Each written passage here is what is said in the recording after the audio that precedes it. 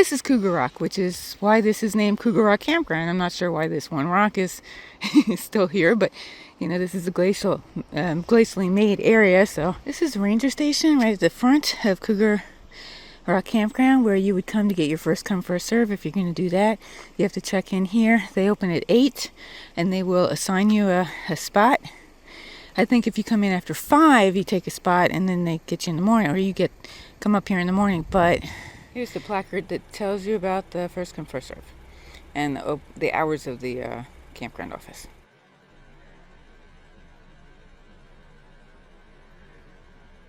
Here is a map of the campground. You can see that goes through A through F, but C and D are both closed. And E is a no generator site. The generator hours are kind of different. They're up here.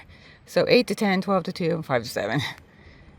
Well, I didn't think we could get a better site than B12, but A21 is awesome.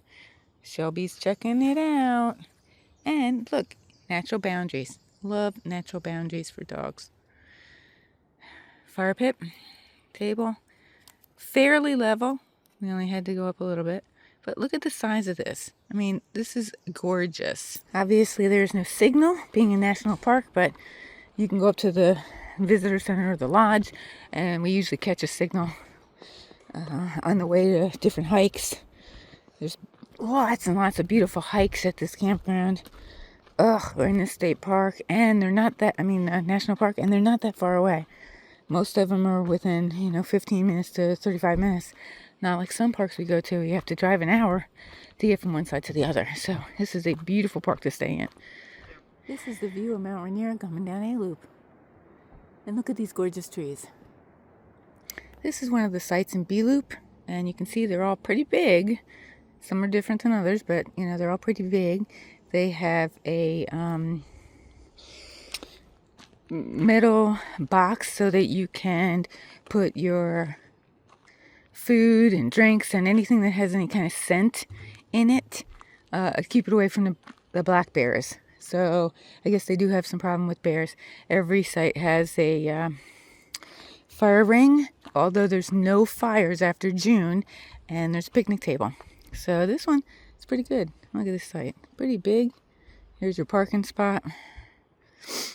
And this is in B Loop, so it's a reservation only. This is where the RV dump was, and it is closed for the indefinite future.